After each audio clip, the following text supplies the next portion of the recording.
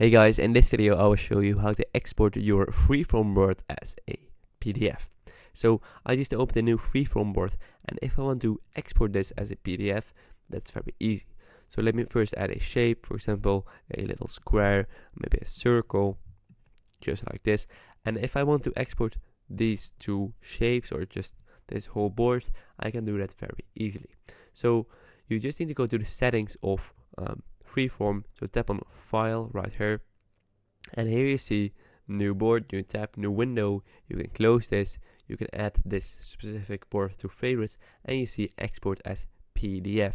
So when you tap on this, you can save it as a as untitled, because I just opened this, but you of course can give the name, and you can change the saving location very easily.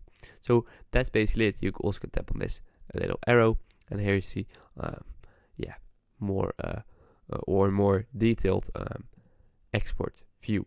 So it's very easy, and you can share it with everyone. You also can print it, or you can take a screenshot, or you can export it as a PNG, and you can do a lot more.